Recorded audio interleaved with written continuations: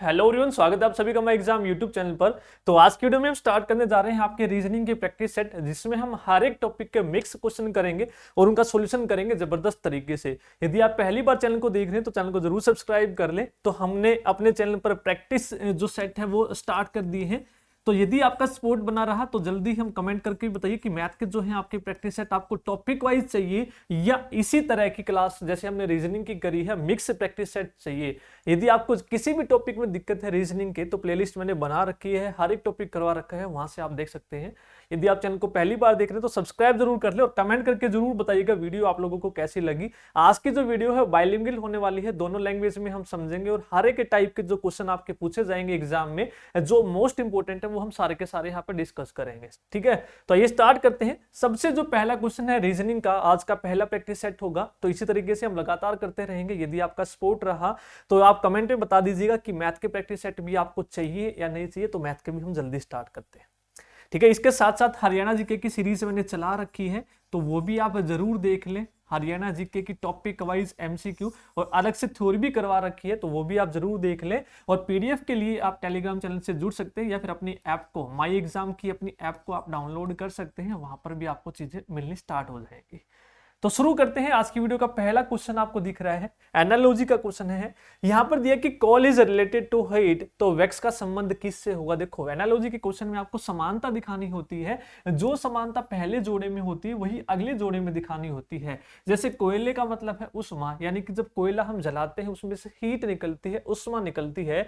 तो जब हम वैक्स को जलाते हैं तो वैक्स को जलाने से हम लाइट का यूज करते हैं, यानी कि लाइट उसमें से निकलती है। ये आप लोगों को ध्यान रखना है। एनर्जी तो निकलती नहीं है, कैंडल तो होगा ही नहीं कि अभी आप बोलो कि कोल से हीट बनती है। भैया कोल जलाने से हीट निकलती है, तो वैक्स जलाने से लाइट निकलती है। जब मोमबत्ती में जो वैक्स आप जलाते हैं तो लाइट निकलती है। तो इस तरीके से संबंध बताना है। क्लियर है, तो यहां पर आंसर हो जाएगा सी।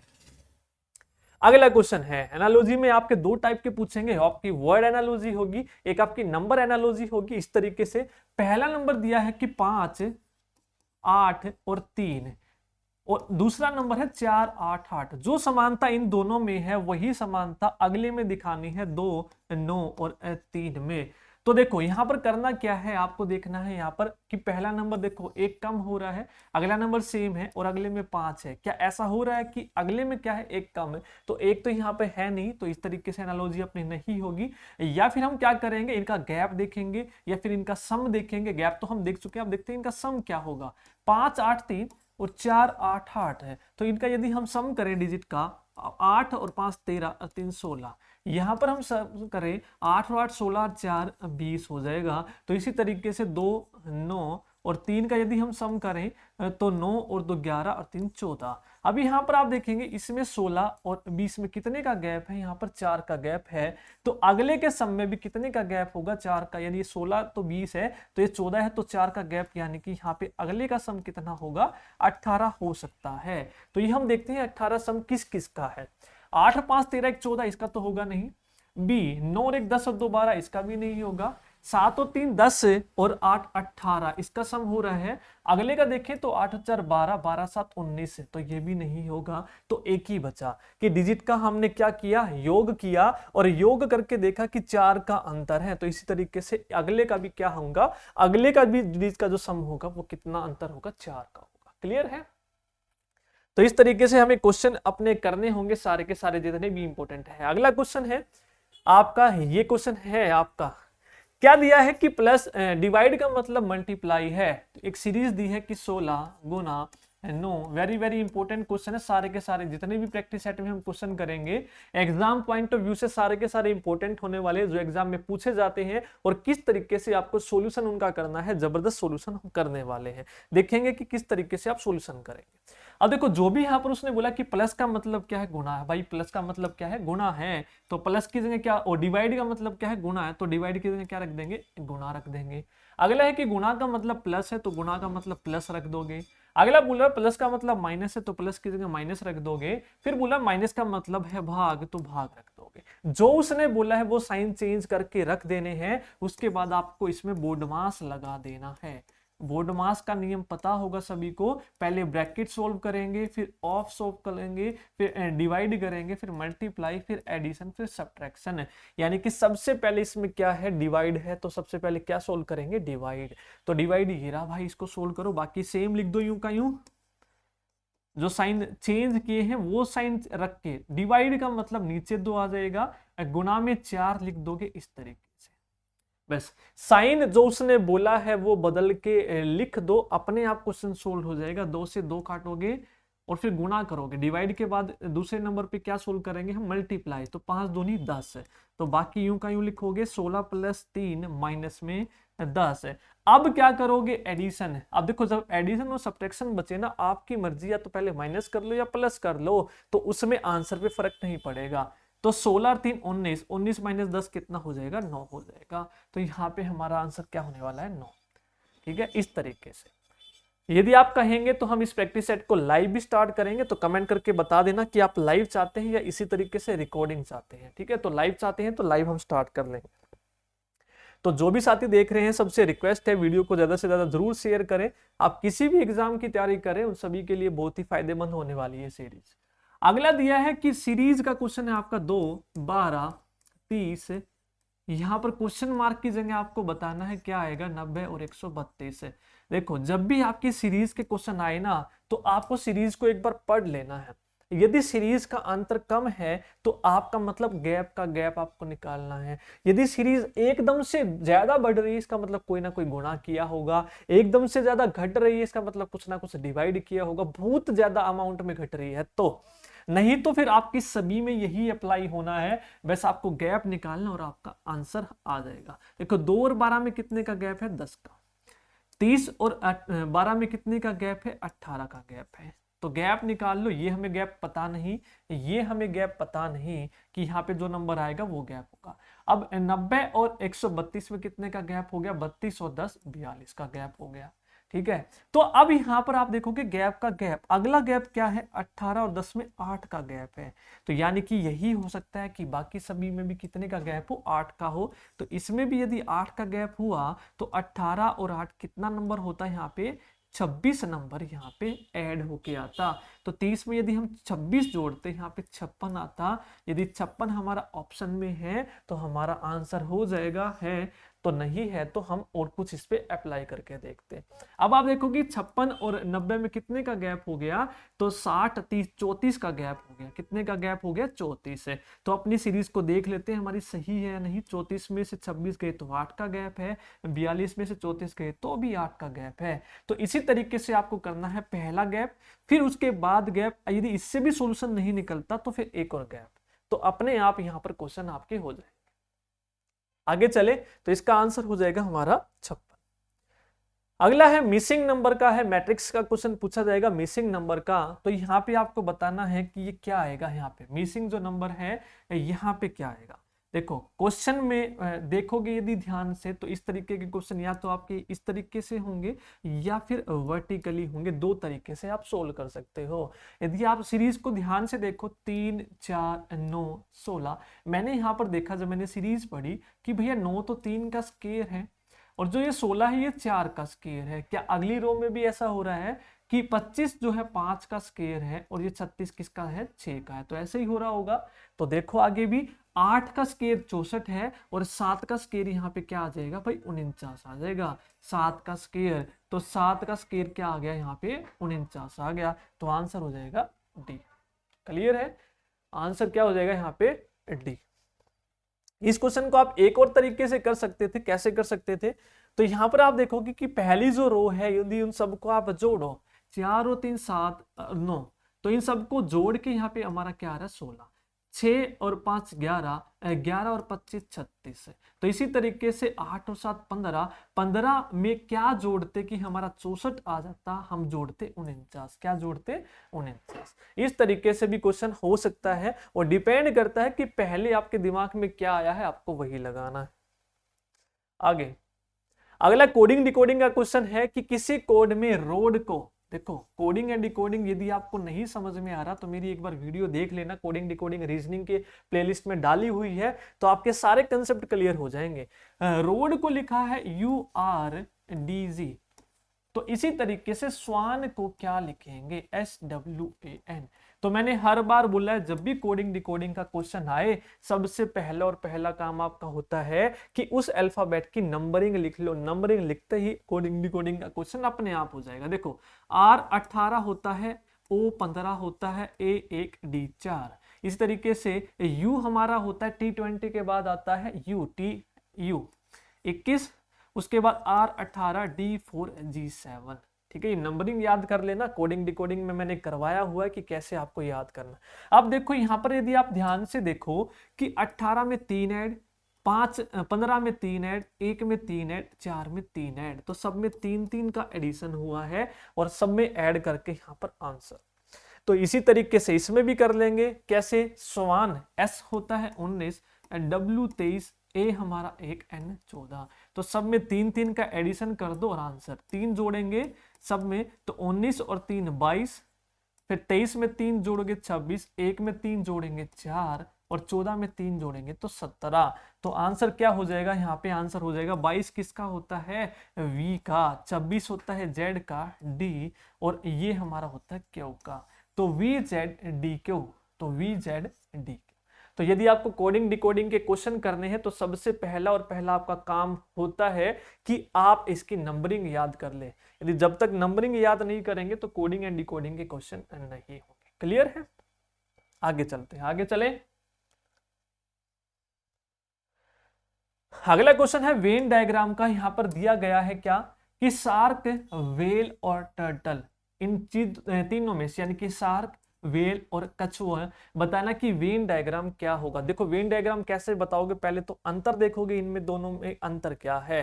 देखो शार्क क्या होती है, सबसे पहले तो आपकी शार्क जो है एक मछली की आपकी क्लास जाती है। उसके बाद जो वेल है वो स्तनधारी है, यानी कि मैमल है। क्या है, मैमल है, तो ये आपको ध्यान रखना है। उसके बाद जो टर्टल है वो आपका हो गया रेप्टाइल। ठीक है, टर्टल क्या हो गया, रेप्टाइल हो गया। ये आपको याद रखना, तीनों क्या हो गए, अलग अलग हो गए। सरीसृप हो गया ये आपका, टर्टल क्या हो गया, सरीसृप हो गया, रेंगने वाला। रेप्टाइल, वेल मैमल हो गया, यानी कि स्तनधारी हो गया। उसके बाद हमारा शार्क क्या हो गया, मछली की एक जाति हो गई। तो तीनों में कोई संबंध नहीं होता, तीनों अलग अलग होते हैं। तो तीनों अलग अलग होते हैं तो आंसर क्या हो जाएगा यहाँ पे, सी। वेरी वेरी इंपॉर्टेंट क्वेश्चन है ये, बहुत बार एग्जाम में पूछा गया है। तो एक आपका बैट से रिलेटेड भी क्वेश्चन आपका पूछा जाता है, जिसमें बैट भी आपका एक मैमल होता है, तो ये आपको याद रखना है। अगला रैंकिंग का क्वेश्चन है। तो क्या दिया, देखो रैंकिंग का क्वेश्चन है, जबरदस्त तरीके से सॉल्यूशन करेंगे। कैसे करोगे, in a row Srinath is 7th from the left. तो देखो ये आपका पोजीशन चेंज का है। पोजीशन चेंज के क्वेश्चन आप कैसे करोगे, जो जो बंदा है उनके यहाँ पे नाम लिख लोगे। क्या क्या है यहाँ पे, एक तो श्रीनाथ है, दूसरा यहाँ पर वेंकट है, तो दोनों के नाम यहाँ पे लिख लिए। ये आपका है पोजीशन चेंज का, तो पुरानी पोजीशन और पोजीशन बदलने के बाद दोनों की पोजीशन आप लोगों को यहाँ पर लिख लेनी है। यहाँ पर बोला कि एक रो में जो श्रीनाथ है वो 7वीं पोजीशन पर है बाएं से, तो 7वीं पोजीशन पर है बाएं से, यानी कि लेफ्ट से। 7वीं पोजीशन लेफ्ट से, ये श्रीनाथ की ओल्ड पोजीशन हो गई। अब जो वेंकट है वो 12th पे है राइट से, वेंकट है वो 12वीं पोजीशन पे है राइट से, तो इसके नीचे लिख दोगे राइट। क्लियर है, ये दोनों की पुरानी पोजीशन आ गई। अब क्या करते हैं, दोनों अपनी पोजीशन बदल लेते हैं। एक दूसरे की पोजीशन पे पानी पीने चला गया होगा, उसकी पोजीशन बदल ली, या फिर कुछ और करने चला गया होगा। तो श्रीनाथ पोजीशन बदलने के बाद जो ये श्रीनाथ है इसकी पोजीशन जब बदल गई, ये 22वें पे हो गया लेफ्ट से। ये ध्यान रखना, अगर ये पहले लेफ्ट से था तो बदलने के बाद भी लेफ्ट से मिलेगी, अगर ये राइट से था तो बदलने के बाद भी राइट से ही पूछेगा, ये आपको ध्यान रखना है। अब वो क्या पूछ रहा है कि how many boys are there in a row, total पूछ रहा है कि बॉयज कितने हैं।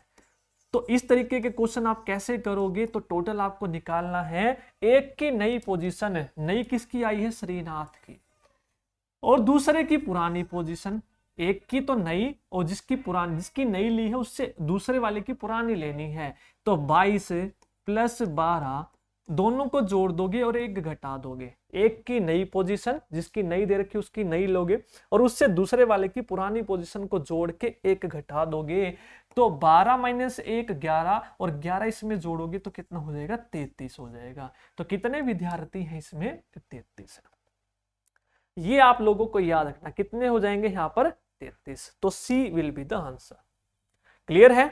तो यदि आपको प्रैक्टिस सेट है मजा आ रहा है पढ़ने में तो वीडियो को लाइक जरूर कर देना और कमेंट करके जरूर बता देना आप लोगों को जो सेशन है वो कैसा लग रहा है। नेक्स्ट कैलेंडर का क्वेश्चन है टाइम का। तो टाइम का क्वेश्चन आप कैसे करेंगे, टाइम बताने के लिए देखो जबरदस्त क्वेश्चन है, डायरेक्ट रैंडमली कोई भी तारीख दे देगा। यहाँ पर 14 जून आपसे पूछा है 1993 को कौन सा दिन होगा। तो इस तरीके के क्वेश्चन को करने के लिए आप क्या करेंगे, जो भी आपसे साल दे रखा है उससे पहले का साल पकड़ लो। 1993 से पहला कौन सा साल रहा होगा 1992, तो 1992 लिखेंगे। 1992 के हमें ओड डेज निकालने होते विषम दिन। इससे पहले यदि 94 दिया होता तो 1993 लिखते, यानी कि जो भी साल दिया है उससे पहले का एक साल लिख लिया। अब जो साल दे रखा है जनवरी से लेकर उस तारीख तक पहुंच जाओ जो पूछ रखी है। देखो 1992 हो गया, अब हमें 93 में कहां कहां पे आना है, जनवरी, फरवरी, मार्च, अप्रैल, मई, और मई के बाद जून की 14 तारीख तक आना है। जून की कौन सी तारीख तक आना है, 14 तारीख तक आना है। इसको छोटा करते हैं थोड़ा सा, तो जून की कौन सी तारीख तक आना है, जून की 14 तारीख तक आना है। तो ये क्वेश्चन हमें करना है। तो सबसे पहले काम होता है इसको तोड़ना। तो इसको कैसे तोड़ेंगे हम, इसको हम तोड़ेंगे अलग अलग तरीके से। तो इसको कैसे तोड़ोगे, तो इसको हम तोड़ेंगे 1992 को 1600 प्लस 300 प्लस 92, तो इस तरीके से हम तोड़ लेंगे जिस जिसका हमें पता। देखो हमें किस किस का पता होता है, ओड डे डायरेक्ट 100 का, 200 का, 300 का और 400 का कोई भी मल्टीपल हो। तो 400 का कोई भी मल्टीपल है पहले तो उसमें तोड़ेंगे 1600, 2000 तो हम नहीं कर सकते। उसके बाद 1600 में 300 जोड़ेंगे, जो बच गया 92 उसको अलग लिख देंगे। ये लिख दिया। अब इनमें से 100 200 300 के ओड डेज हमें डायरेक्ट पता है 5 3 और 1। 100 में 5 फिर 3 फिर 1 और 400 के मल्टीपल में 0। ठीक है, तो 400 के मल्टीपल में 0 हो गए। 300 में विषम दिन कितने हो गए, 1 हो गया। 300 में विषम दिन कितना हो गया भाई, 1 हो गया। ये आपको ध्यान रखना है, 300 में हो गया 1। अब 92 का जो विषम दिन निकालते हैं तो वो निकालते हैं हम x प्लस एक्स बाय 4 से, x प्लस एक्स बाय 4 से। 100 से नीचे कोई भी दिन दिया हो तो x मतलब वो साल, 92 साल है तो x की वैल्यू यहाँ पे क्या होगी 92 होगी। तो 92 प्लस 92 बटे में 4, तो इसको काटोगे 4 दूनी 8, एक बचेगा 23 है, तो 23 से कटेगा। 92 और 23 को जोड़ लो, 92 और 23 को जोड़ लोगे तो कितना आ जाएगा 115। तो एक काट पीट के कितना आ गया भैया 115 आ गया। अभी यहाँ पे हम लिखते हैं 115। अब आपको ये भी पता होगा कि हर 7 दिन के बाद आपका दिन रिपीट होता है, तो इसको 7 से भाग करके लिख दोगे तो 7 एकम 7, 4 बचेगा 45, 7 से 42, तो 16 सत्ते 112, तो 3 बच जाएगा। कितना बच जाएगा 3। तो ये तो होंगे हमारे 1992 के। तो 1 प्लस 3 कितना हो गया, 1 प्लस 3 इनका 4 हो गया। अब हमारा काम रह गया इनके विषम दिन निकालना। इसको रब करते हैं। आई होप ये आपको क्लियर हो गया होगा कि 1992 के विषम दिन कितने आ गए, 4 आ गए। अब हम निकालते हैं 1993 के। सबसे पहले तो 1993 हमारा लीप ईयर है कि नहीं है, तो 93 यानी कि लीप ईयर होगा तो आखिरी की 2 संख्याएं 4 से विभाजित होनी चाहिए। अगर हो गई तो वो लीप है, नहीं हुई तो लीप नहीं है। इसका मतलब फरवरी में 28 दिन होंगे। तो जनवरी में 31 यानी कि 3 ओड होते हैं, फरवरी में 0। ठीक है, यदि असाधारण है। मार्च में फिर 3, 31 वाले में 3 होते हैं, 23 वाले में 2 होते हैं, आपको पता होगा। फिर 2 फिर 3 और जून में हमें जाना 14 तारीख तक। तो ये तो वैसे ही कट गया। 7 से 7 दूनी 14, 0 हो गया, क्योंकि 7 से हमें भाग करते रहना। 3 और 3 6, 2 8 और 3 11, इन सबको जोड़ लोगे 11। फिर दोबारा 7 से भाग कर दो। हमें तो छोटे बनाने से मतलब है कि बार बार 7 से भाग करेंगे। तो 7 एकम 7, तो ये कितना बच गया 4 बच गया। तो देखो अब इसमें भी 4 आ गए, इसमें भी 4 आ गए, इन दोनों को जोड़ के जो टोटल हमारे विषम दिन आ गए वो कितने आ गए, 4 + 4 यानी कि 8 आ गए। तो 8 को भी हम 7 से भाग करेंगे तो 1 बचेगा। कितना बचेगा, 1। तो इस पूरे में हमारे विषम दिन कितने आ गए, 1। और 1 का मतलब क्या होता है, सोमवार होता है। 1 का मतलब क्या होता है, सोमवार। तो यहां पर हमारा आंसर हो जाएगा सोमवार, मंडे। क्लियर है। तो बढ़िया क्वेश्चन था, ये एग्जाम में जरूर पूछा जाता है, तो इसको जरूर कर लेना। नेक्स्ट साइलोग्स का क्वेश्चन है। तो देखो कैसे करने, साइलोग्स को देख के डरते रहते हैं बच्चे, साइलोग्स समझ में नहीं आता, तो क्लियर देखना कैसे करना है साइलोग्स का। यदि सेशन बढ़िया लग रहा है तो वीडियो को लाइक कर देना, चैनल को सब्सक्राइब जरूर कर देना, जो भी जिस प्लेटफॉर्म से जुड़ा हुआ है वहां पर स्टेटस जरूर लगा देना, रिकमेंड करना आपका काम है। जितना ज्यादा आप सपोर्ट करेंगे उतनी ही ज्यादा मैं आप लोगों के लिए वीडियो लाता रहूंगा, जबरदस्त तरीके से, जबरदस्त क्वेश्चन। स्टेटमेंट क्या दी है भाई, देखो दोनों लैंग्वेज में, ऑल मैन आर वुमेन, सभी आदमी औरत हैं। जब भी वो बोले ऑल मैन, ऑल मैन का मतलब ऑल मैन आएगा अंदर, ये जो आदमी है वो सारे के सारे क्या है, वुमन है, तो वुमेन आ जाएगी बाहर। ऑल मैन आर वुमेन, तो वुमेन आ जाएगी बाहर। अब सारी वुमेन जो है वो क्रेजी है, सभी औरतें पागल है। भैया गजब है, पहले कह रहा है सारे आदमी औरतें हैं, फिर कह रहा है सारी औरतें पागल हैं। तो सभी औरतें पागल हैं यानी कि औरतें अंदर आएगी और क्रेजी कहां आएगा, बाहर आएगा। तो ये हमारा बन गया डायग्राम। अब इस डायग्राम के आधार पर हमें निष्कर्ष निकालना है, कंक्लूजन निकालना है, क्या सही है और क्या गलत है। तो कैसे बताओगे, पहला है कि all man are crazy. All man are crazy का मतलब मैन अंदर होना चाहिए और क्रेजी बाहर होना चाहिए, यही तो मतलब है। मैन अंदर है, क्रेजी बाहर है, तो यानी कि पहले वाला हमारा सही है। पहले वाला क्या है, सही है। दूसरा कह रहा है कि आल क्रेजी आर मैन, इसका मतलब कि आल क्रेजी मतलब क्रेजी अंदर होना चाहिए और मैन बाहर होना चाहिए। आल क्रेजी आर मैन, लेकिन यहां तो मैन अंदर है, क्रेजी बाहर है, तो दूसरा क्या हो जाएगा, गलत। समझ में आ रहा है सबको, दूसरा क्या हो जाएगा, गलत। अब तीसरे में वो क्या कह रहा है कि some of the crazy are women, तो some of the crazy are women, तो यहां पर देखो क्रेजी और वुमेन, तो वुमेन अंदर है और क्रेजी बाहर है। तो यानी कि सारी वुमेन क्रेजी है, इसका मतलब सारी ही जब क्रेजी है उसमें तो कुछ भी तो क्रेजी होंगी, तो सही है। तो कुछ का रिलेशन दो तरीके से हो सकता है, एक तो ऐसे कि कुछ वुमेन क्रेजी है, एक ऐसे all women are crazy, all का मतलब कुछ भी तो क्रेजी है इसमें, तो तीसरा भी क्या हो जाएगा, हमारा निष्कर्ष सही हो जाएगा। अब चौथे निष्कर्ष में वो क्या कह रहा है कि some of the women are crazy, same यही diagram, some of the women are crazy, तो some of the women are crazy, तो वही है जो अभी क्रेजी और वुमेन का था। सम ऑफ द वुमेन, तो वुमेन ये रहा और क्रेजी हमारा ये रहा डायग्राम। तो कह रहा है कि some of the women, some of the women are crazy, ठीक है, तीसरे में ठीक है, तो ये भी क्या हो जाएगा, सही। तीसरे में क्या कह रहा था, some of the crazy are women, उल्टा था, ये रहा क्रेजी और ये रहा वुमेन है, तो यानी कि क्रेजी का पोर्शन ये है और वुमेन का पोर्शन ये है, तो ये भाई पोर्शन क्रेजी का भी तो है, यानी कि कुछ जो क्रेजी है इन सब में से ये जो क्रेजी है ये क्या है, वुमेन है। तो ये भी तो सही हुआ ना तीसरा, some of the crazy are women, भैया ये क्रेजी है बाहर वाले, ठीक है, इसमें से जो ये वाले क्रेजी है ना छोटे वाले, ये क्या है, वुमेन है, सही तो कह रहा है, तो ये भी सही। तो 1, 3 और 4 निष्कर्ष सही हो जाएगा। तो 1, 3 और 4, तीसरा ऑप्शन सही होगा, 1, 3 और 4। इस तरीके से आप लोगों को साइलोग्स के क्वेश्चन करने हैं अपने, क्लियर है। आगे चलते हैं, अगला है हमारा pointing to a woman in a photograph, relation का है कि आदमी कह रहा है कि एक आदमी यहाँ पे खड़ा है, आदमी को बना लो भाई, आदमी यहाँ पे खड़ा है, पॉइंटिंग टू अ वुमेन है, तो वुमेन की तरफ एक पॉइंट कर रहा है फोटोग्राफ में, यहाँ पे क्या है, वुमेन है, हमें नहीं पता वो कौन है, तो वुमेन की तरफ इशारा करके ये आदमी क्या कहता है, she is the only daughter of my wife's mother in law, भैया इसकी वाइफ की मदर इन लॉ, इसकी वाइफ की मदर इन लॉ, तो इसकी जो वाइफ है, इसकी जो बहू है, इसकी जो सास है, बहू की सास है, इसकी क्या हुई, इसकी मम्मा हुई, इसकी क्या हुई, मम्मा, इसकी मम्मा ही तो हुई, इसकी बहू की जो सास है, इसकी जो वाइफ की मदर इन लॉ है, तो वो इसकी क्या हुई, मम्मा हुई। कि इसकी मम्मा की ओनली डॉटर है ये वाली, इसकी मम्मा की केवल लड़की है, इसकी क्या है ये बेटी है। तो अब इसकी मम्मा की ये बेटी हुई तो इसकी क्या हुई ये बहन हुई, इसकी क्या हुई बहन।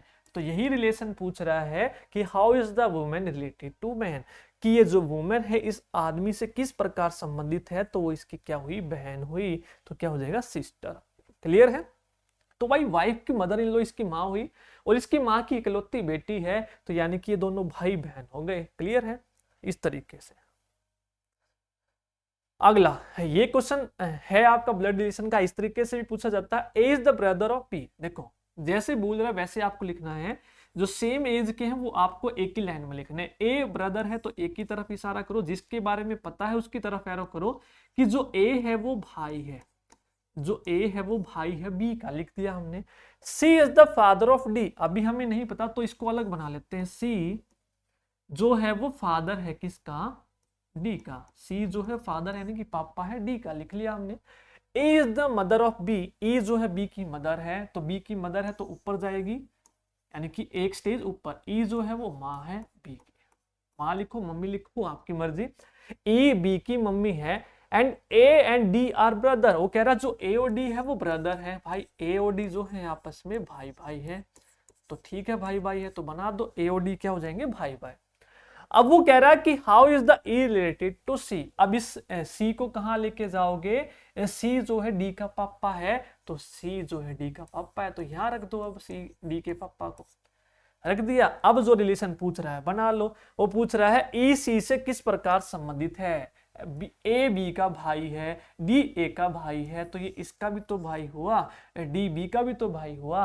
अब बी ई की मम्मी जो है बी की है, तो इसका प्रकार ये क्या होगा, इसकी भी तो मम्मी होगी। ठीक है। और सी इसका पापा, इसका मतलब ये क्या होंगे हस्बैंड वाइफ होंगे आपस में। तो यही पूछ रहा ई रिलेटेड टू सी, ई का संबंध क्या है सी से, तो ई क्या होगी उसकी वाइफ होगी, पत्नी होगी। क्या हो गई पत्नी हो गई। क्लियर है। आगे चले, नेक्स्ट चलते हैं। अब देखो यहां पे क्वेश्चन पूछेगा कि कौन सा इनमें से शब्द बन सकता है कौन सा नहीं बन सकता। तो इस क्वेश्चन में बताना है आपको which of the word can not be formed, कौन सा नहीं बन सकता। तो भैया जो इसमें अक्सर नहीं होगा, ऊपर वाले में इम्पैशनेबल में देखना है कि इसमें जो वर्ड है वो इन सभी में होने चाहिए। अगर इनमें है तो ये सारे बन सकते हैं, जिसमें नहीं है वो नहीं बन सकता। अब आप देखोगे impossible, I M P A double S A B L E है तो ये बन सकता है। Impossible I M P O double S I B L E ये भी बन सकता है। उसके बाद है इम्पैसिव, यहाँ पे आप देखेंगे आई M P A double S आई भी है, वी इस वाले में नहीं है तो इसका मतलब ये नहीं बन सकता।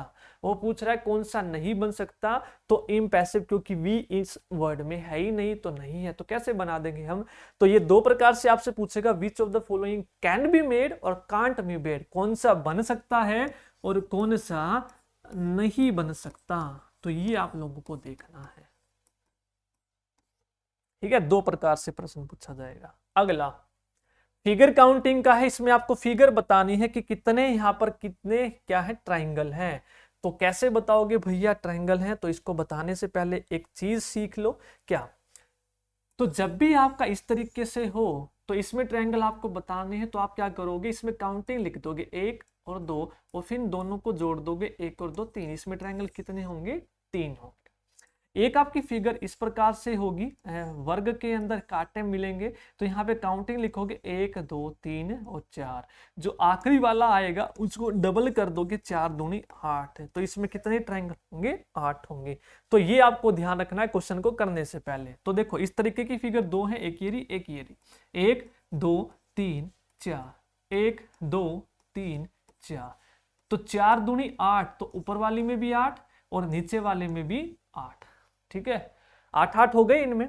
अब इस जैसी फिगर आपको एक ये मिल रही है 1 2 1 2, दोनों को जोड़ दो 1 और 2 3, 1 और 2 3, तो 3 इसमें और 3 इसमें, तो टोटल कितनी होगी 8 और 8 16, 16 और 6 कितनी हो गई हमारी 22। तो 22 तो हमारी हो चुकी है, इसका मतलब ये तो गया।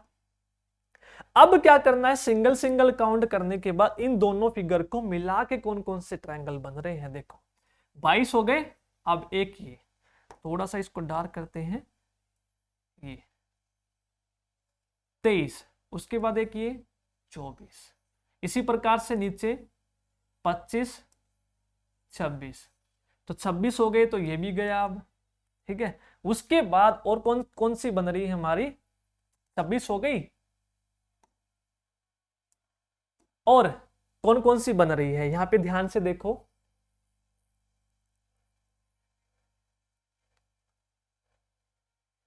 ठीक है, ये इसको रब करते हैं, और इसके अलावा बन रही है देखो ये 27 और एक ये 28, दो ये हो गई, तो आंसर यहाँ पे क्या होगा 28 होगा, और कोई बन ही नहीं रही, ठीक है। तो ये फिगर आपको इस तरीके से काउंट करनी है, पहले अलग अलग देखोगे और फिर दोनों फिगर को कंबाइन करके कि सारी फिगर को कंबाइन करके और कौन कौन सी बन रही है, तो यहाँ पे हमारा आंसर कितना हो जाएगा 28 हो जाएगा। क्लियर है।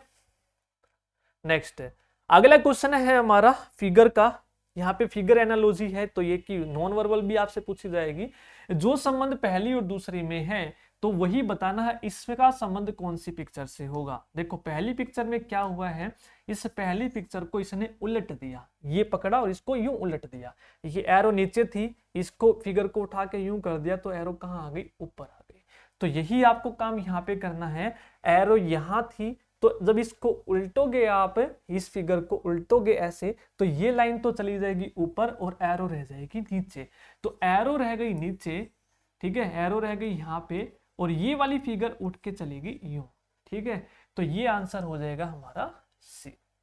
तो वही रिलेशन देखना है आपको, जो पहली में है वही अगली में बताना है, तो सी आंसर। अगला एम्बेडेड फिगर है कि ये फिगर इन चारों में से किस में छिपी हुई है, ये आपको बताना है। तो ध्यान से देखना है, फिगर हम देखेंगे तो यहां पर आपको इस तरीके से एक मिल रहा है पैरेललोग्राम, तो यहां पे आप ध्यान से देखो कौन सी में है भाई, और नीचे यहाँ पे ऐसे है, फिर यूं जाके यूं, तो ये आपको देखना कि कौन सी फिगर में है। तो ध्यान से देखोगे तो ये हमारा एक हो गया पैरेललोग्राम, ये, और फिर इसके इस कॉर्नर से ये लाइन सीधी गई, फिर एक नीचे गई, और फिर यहाँ पे गई, फिर ऊपर गई, तो ये फिगर हमारी छुपी हुई है सी फिगर में। कौन सी फिगर में छिपी हुई है, सी फिगर में, तो सी हमारा क्या हो जाएगा यहाँ पे आंसर। तो इस प्रकार से हम प्रैक्टिस सेट अपने करते रहेंगे। तो यदि आपको वीडियो पसंद आई है तो वीडियो को लाइक जरूर कर दे, और यदि तक अभी तक आपने हमारे चैनल को सब्सक्राइब नहीं किया है तो माई एग्जाम आप चैनल को सब्सक्राइब कर सकते हैं। तो माई एग्जाम से ही नाम से आपको ऐप मिलेगी, तो ऐप को आप ज्वाइन कर ले। टेलीग्राम भी आपको माई एग्जाम बाई भूपी दिया के नाम से ही मिलेगा, उसको आप ज्वाइन कर ले। तो इसी तरीके से प्रैक्टिस सेट आपको मिलते रहेंगे। कमेंट में आप बता देना कि मैथ के जो आपको प्रैक्टिस सेट है किस प्रकार से चाहिए, टॉपिक वाइज चाहिए या इसी प्रकार से मिक्स को हम कंटिन्यू करें। तो आज की वीडियो में इतना ही। थैंक यू सभी।